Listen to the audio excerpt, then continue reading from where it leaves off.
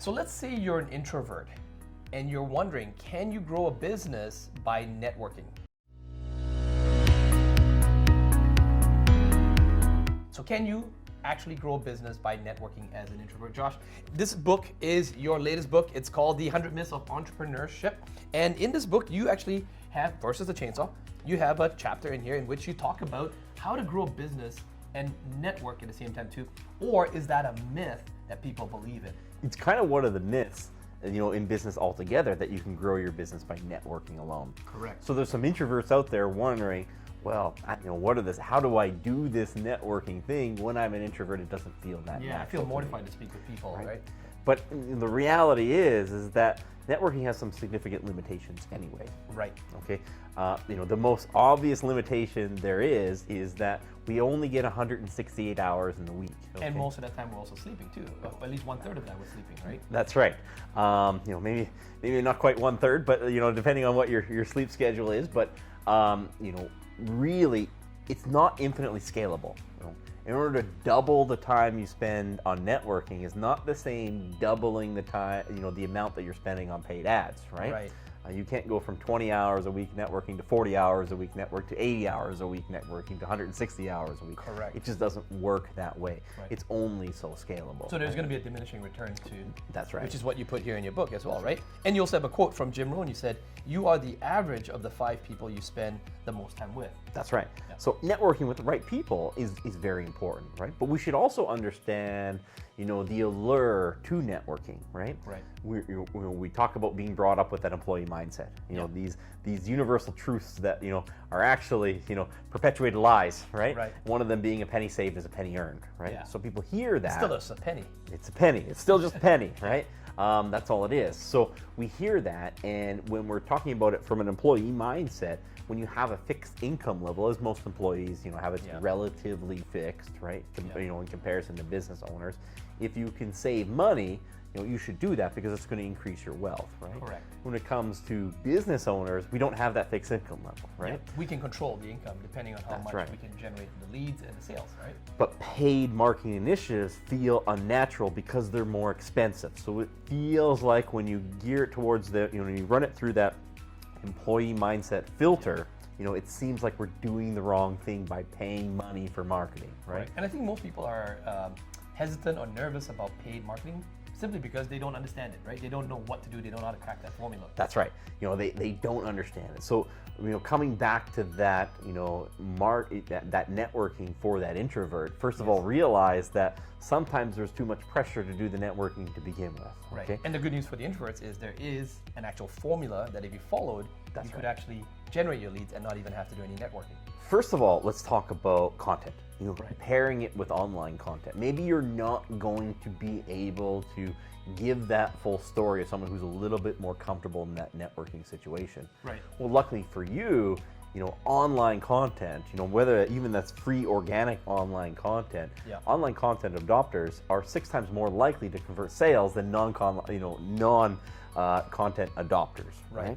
So you're out there at that networking event and maybe you didn't have enough to close them at that moment, but maybe you had enough to opt them in to your email list, to add them to your Instagram, get them to subscribe to your YouTube channel, right? Yep. Now, connect with them on LinkedIn, right? Yes. Now you have that content hitting them over and over and over again. It's working for you right? 24/7. That's right. And you could overcome that little bit of uncertainty that you had when you were in front of them, right? Right. Plus, not are they more likely to convert to a sale. We know from any sort of marketing initiative that people need to see it 4.3 times on average, right? Correct. So even the best networker is at a disadvantage to someone who figures out how to retarget them or reconnect with that person over and over again. So then I guess it begs the next question. If you're an introvert, and I hear this all the time from introverts. They say, I also don't feel good on camera. Yeah. But my response to that is actually, the camera is just a piece of equipment. It's actually not a human. Would you prefer to speak to a human, or would you prefer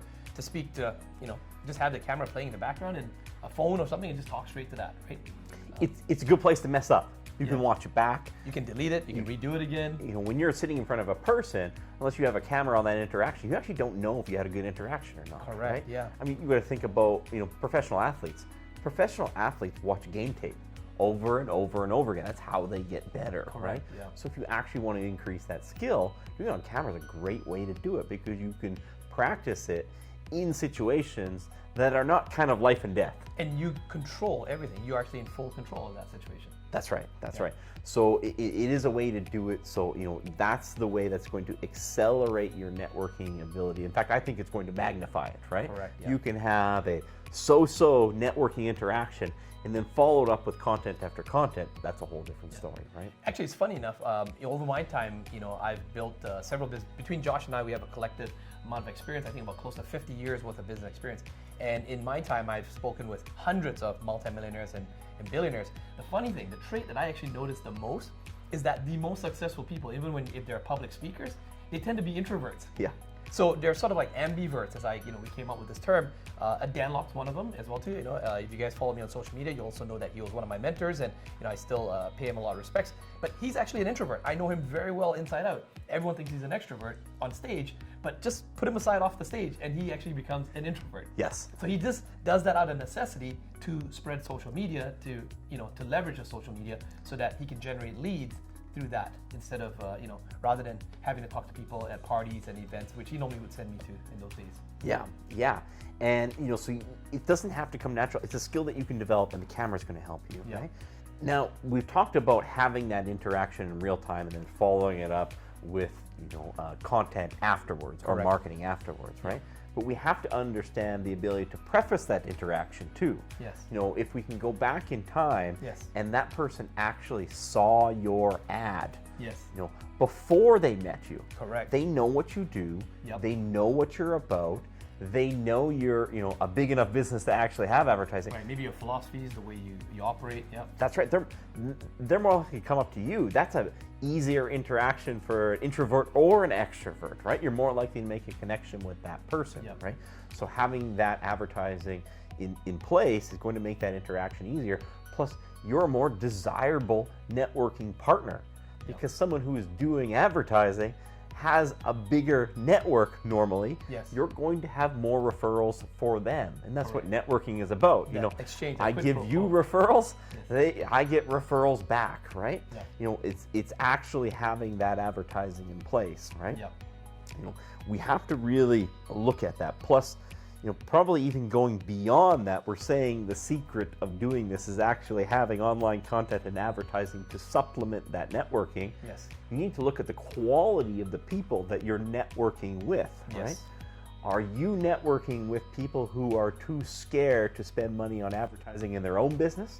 They're always going to be really small just because, they don't want to spend any money on marketing? Or would you rather be in a room with 10, 20, 30, 50 people who are all spending thousands of dollars a month on marketing themselves?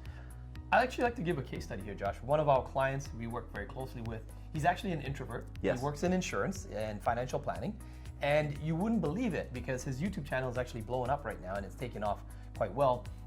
And after producing hundreds of videos, he finally produced his first video on camera, and we took so many different takes. His name is Thomas Chen. In fact, we'll put one of his videos up here or check in the description below. But Thomas Chen, if you look at his YouTube channel, he actually made a lot of animation videos, and he just scripted it. Yeah. So for the introvert, I'm just going to give you a nugget of gold here. You don't always have to be also on camera. You could script it and hire an animator to, create a video for you. But that gave him a lot of social proof. And then you have no idea. He keeps coming to us, and he always says, Josh, Desmond, I just got 10 leads that contacted me this week, and they said because they saw my YouTube video. And he's completely dominating the Canadian industry in the insurance space, because as an introvert, he's able to get that social proof out there. He used it as a baby step. He used Correct. the animated videos to regular, face videos, and right? he scripted it so he could actually read it instead of worrying about looking at the camera. And now you get him in an event. He was at our boot camp, last boot camp, interacting with you would never know he's an introvert, right? And people actually saw his videos and they're like, hey, we know you from your videos. Exactly, right? It's an easier interaction for him rather than an extrovert who's naturally more comfortable but not known, right? That's right. I mean, so really, these are the secrets that you need to know. There's free organic content that we can do. There's paid marketing, right? Yes. We want to be supplementing those with networking. And then really look, significantly at the quality of people that you're networking with. Are you networking with people who are just too cheap to buy advertising? Right. Or are you networking with people who are committed to growing the growth of their business, that they're doing paid marketing as well? Correct. All right, so now if you've been watching our video series here, you do know that we always post a link to the book in the description below, and we also give you an action step of something that you can implement. So as an introvert, you can tell I'm not one of them, but Josh here is an introvert. Josh, what advice would you give as an introvert to introverts about networking? What's something that they can do immediately right now? Don't rely on networking. That's putting a big limiter on your business. Know that you're going to have to supplement with a paid advertising, and do whatever you can to get to paid advertising sooner rather than later. And what sort of budget should they be looking at? A beginner, total beginner business? I tell people the sooner you can get to $1,000 a month in paid online advertising, the sooner you're a real business, right? Correct. Until you have a scalable marketing initiative in place, networking is not scalable by itself, right? Paid advertising is, okay? Right. So the sooner you can get to a scalable marketing initiative, the better. Right. So $1,000 a month is really not that much, is it? That works out to what, like $30 a day? Yeah, $30-some dollars to $33 a day. That's all it is, right? Mm-hmm. How much time are you spending to avoid those $33? How much gas are you putting in the car just to go to these events that you're trying to avoid these $33? That's right. And coffees and meeting with people. I'd rather spend $33 a day in something that's predictable and scalable. That's right. Than something that would put me in front of people and I have to be mortified to speak to them, and you don't even know if you're going to get a result from it. It's not predictable. It's going to magnify the effect of that networking that you're doing, and now it's scalable. You might not be able to go to another networking event a week, but you can immediately turn it up from $30 a day to $60 a day. If you know your numbers, you're confident in your product, and you finally have some ads that are working. Got it. So if you enjoyed this and you want to post some comments or questions, Josh and I will be happy to answer your questions. Don't forget to hit the subscribe button, and we'll see you in the next video.